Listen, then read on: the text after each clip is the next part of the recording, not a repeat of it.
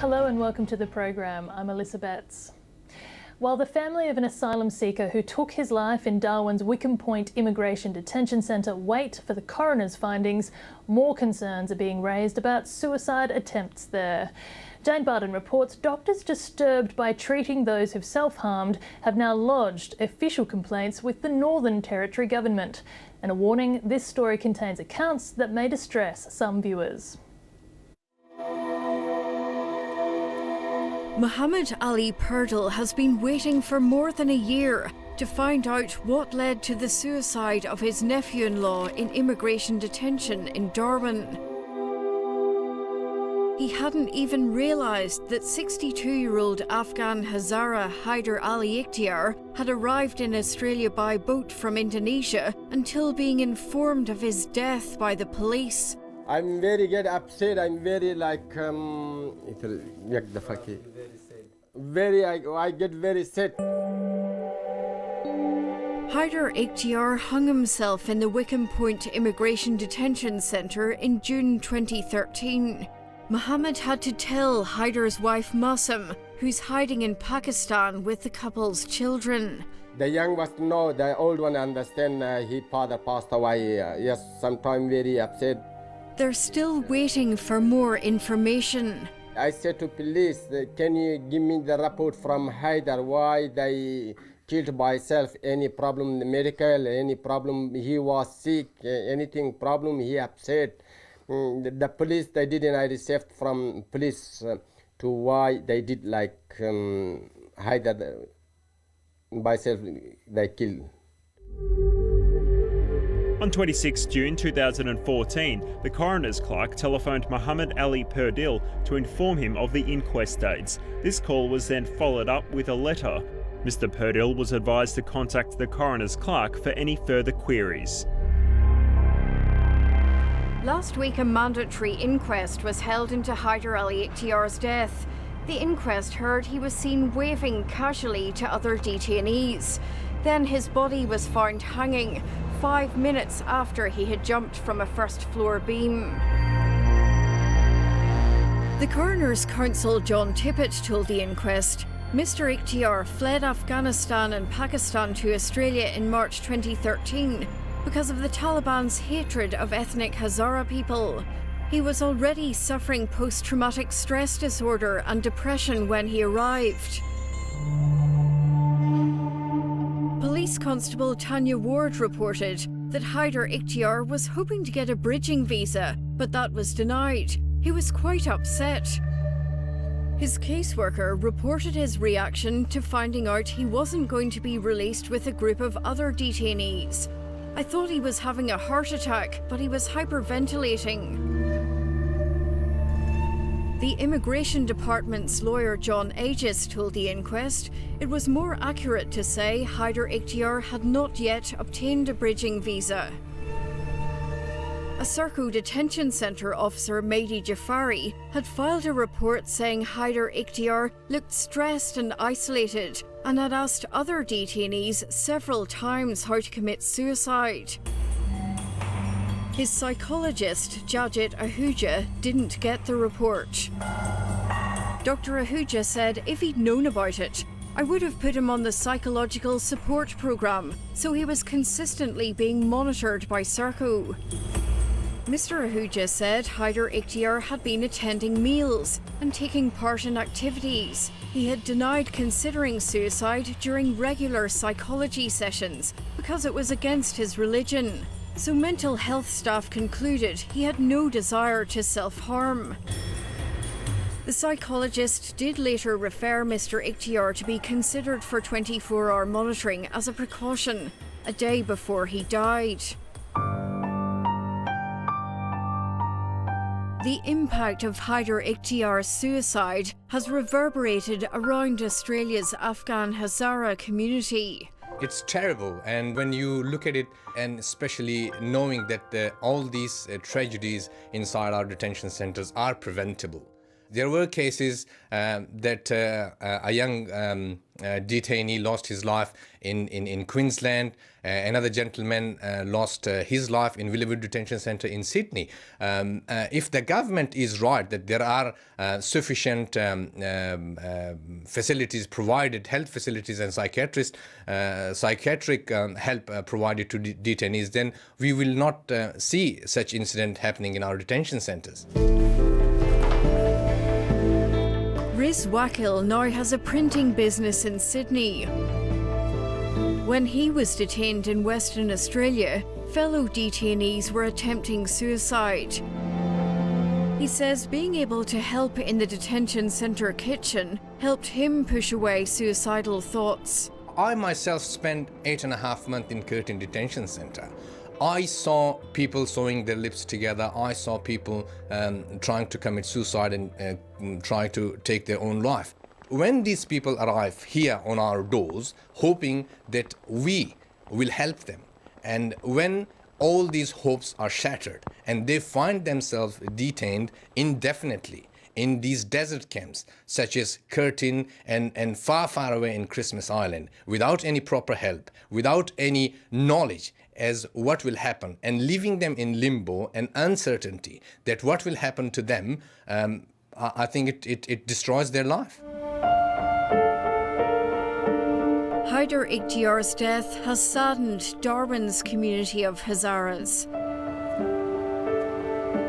Most are out of immigration detention after having their refugee status officially recognised or on temporary visas. Even those who now have full Australian residency still fear speaking publicly about the death. It was horrible, it was really sad. But unfortunately, it was truth, and I think he got to the point that he thought he will never be settled in Australia. They weren't shocked by it.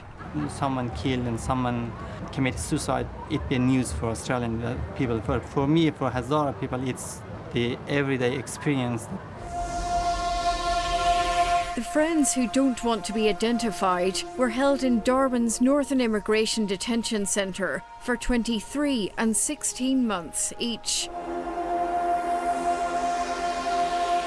Released 2 and 3 years ago, they clearly remember being surrounded by depressed fellow detainees attempting suicide. When we were talking after, when they get a bit better, why you did that, they were telling us, well, there's no hope. I was struggling for my life and I was failed. So that deport means for me death. So I don't want to be dying in front of my family, and so it's better just finish it off here and they forget me. They had readily accessible psychological support in detention. I myself were meeting a psychologist every 2 weeks or every 3 weeks. They were really kind and nice people working as a social service. But the Hazaras say those could not address the cause of suicidal thoughts, hopelessness at the prospect of being rejected by Australia and sent back to Afghanistan. As psychologists cannot stop someone who get to that point that he wants to do self-harming. They can help, but it's not 100% guaranteed that they really can stop someone doing that. They stopped their friends attempting suicide in cases where they had prior warning. And after the father of 3 children still in Afghanistan had had 2 visa rejections, his friends stopped him suiciding. I tried to do, but sometimes my friends, they encourage me don't do that, because I was the only one who can save my life and my family's life, and because I was the only ones and the only hope for my wife and kids. They're concerned about Hazara friends still in detention or living in Australia on temporary visas. Still their life in limbo, and I feel sorry for them and worry about them, about their family, because after 4.5 years and 5 years, still their life in limbo. Pretty much any time you were here, someone would kick the ball over. Darwin's asylum seeker advocacy group is finding it more difficult to monitor what's happening in detention now that the accessible Airport Lodge Centre in the city is closed. But information is still coming out of the remote Wickham Point Centre. There was one case where there was a young Iranian woman who was there with her family who attempted to kill herself by leaping from the second story of a building. She broke her pelvis and had to get serious medical assistance at the Royal Darwin Hospital. And there was another Persian man as well, an Iranian man. What happened to him? He attempted to commit suicide by hanging. We have no further information about how he's doing at the moment. Some detainees are in Darwin temporarily, having been transferred from Nauru or Manus Island for medical treatment or to give birth. Others have the chance of being released on temporary protection visas. It's based solely on the time period at which the government was implementing a policy, not based on merit or anything like that. So people get extremely frustrated with the way this works and jealous of each other and angry towards each other. It's certainly increasing the level of anger and despair in the detention centres. Australian Medical Association members had to treat the two asylum seekers who recently attempted suicide. Detention centre health and medical services have not stopped a stream of traumatised and depressed detainees coming into Royal Darwin Hospital. Unfortunately, the situation's not getting any better, and we're particularly concerned about the very negative impact on children.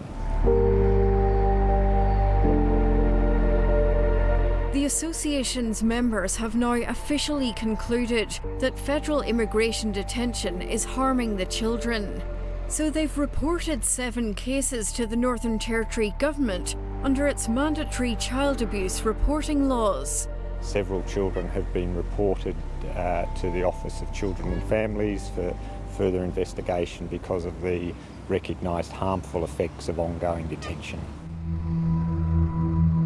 Under the Northern Territory laws, notifications which are substantiated as child abuse must be acted on. We're waiting for the results of the investigation, but we do believe that even though detention is regarded as a federal issue, we think in the Northern Territory we have local responsibility to ensure that children are not being harmed unnecessarily. So I think that further steps will be taken. The Royal College of Physicians is also calling for action. There have been some children and their families for whom the government has made an undertaking that they will be taken out of the detention environment. But for the college, we see this as very much an admission of the significant harms that detention brings to children and to their families, and we believe very strongly that this should be extended to include all children who are in detention. The Immigration Minister, Scott Morrison, was asked to respond to the latest attempted suicides and the child protection notifications. He provided this statement.